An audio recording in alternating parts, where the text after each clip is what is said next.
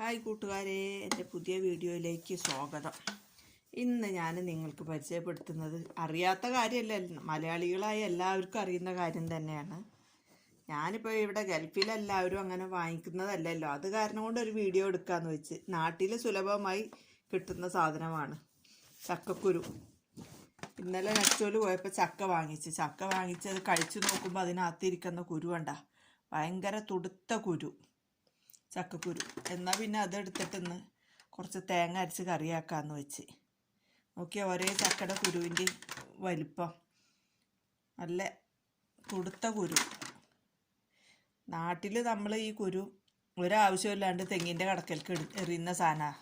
നാട്ടിൽ ആർക്കും വേണ്ട ചക്കക്കുരു. നമ്മളെ വീട്ടിലൊക്കെ ഒത്തിരി ചക്ക ഉണ്ട്, പക്ഷേ നമ്മൾ നാട്ടിൽ അങ്ങനെ കറി വെക്കാറില്ല. ഇവിടെ വന്നപ്പോഴാണ്, പ്രവാസി ആയപ്പോഴാണ് ആ ചക്കയുടെ വിലയും ചക്കയുടെ കുരുവിൻ്റെ വില അറിയുന്നത്. ഇവിടെ 1 കിലോ ചക്കക്കുരു കിട്ടണമെങ്കിൽ 22 ദിർഹംസാണ് ലുലുവിൽ ഞാൻ ഒരിക്കൽ പോയപ്പോൾ കണ്ടത്.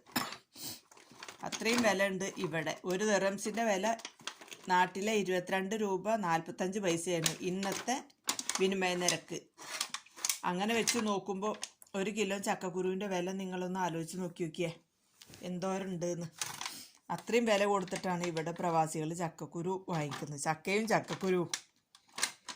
ഞങ്ങളപ്പോൾ കാശ് കൊടുത്ത് വാങ്ങിച്ചത് ചക്കയാണ്, ചക്കക്കുരു കാശ് കൊടുത്ത് വാങ്ങിച്ചിട്ടില്ല കേട്ടോ. ഈ ചക്ക കണ്ടപ്പോൾ നമ്മൾ വാങ്ങിച്ച്, എന്നാൽ പിന്നെ അതിൻ്റെ കുരു കളയണ്ടെന്ന് വെച്ച്.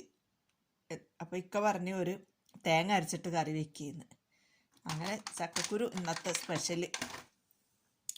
നല്ല പൊളിച്ച് നോക്കി എത്ര ക്ലിയർ ആയിട്ടാണ് കഷ്ണം നോക്കുമ്പോൾ. കട്ട് ചെയ്തപ്പോൾ അത്രയും ക്ലിയർ ആയിട്ട് കിട്ടുന്നു, ഒരു കേടുമില്ല, ഒന്നുമില്ല. നല്ല വൃത്തിയുള്ള നല്ല ഫ്രഷ് ചക്കക്കുരുവാണ് കണ്ട. പിന്നെ നമ്മൾ കോവയ്ക്കാണ് വാങ്ങിച്ചത്. നാട്ടിൽ വേലിമേൽ, എൻ്റെ വീട്ടിലൊക്കെ കുഞ്ഞിൽ വേലിമേൽ നല്ലോണം നിന്നിരുന്നത്. എൻ്റെ വീട്ടിൽ നല്ല, നാട്ടുപുറത്ത് എല്ലാ വീടുകളിലും ഓരോ വീട്ടിലും ഈ കോവയ്ക്ക ഉണ്ടാവും. ടൗണിലല്ല, നമ്മളൊക്കെ ഗ്രാമപ്രദേശത്തിൽ ജീവിച്ചതാണ്, അതുകൊണ്ട് പറയുന്നത്. അപ്പം അങ്ങനെ കിട്ടിയതാണ്.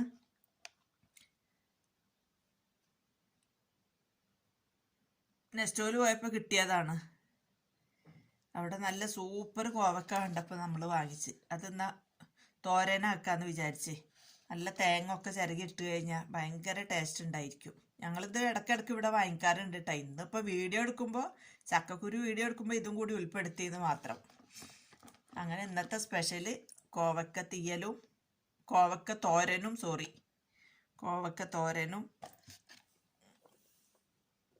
ചക്കക്കുരു കറിയും. പിന്നെ കുറച്ച് മീൻ എടുത്തിട്ട് മുളകിടാന്ന് വിചാരിക്കുന്നുണ്ട്. മീൻ ഫ്രൈ ആക്കണം. ഇതാണ് ഞങ്ങളെ ഇന്നത്തെ സ്പെഷ്യല്.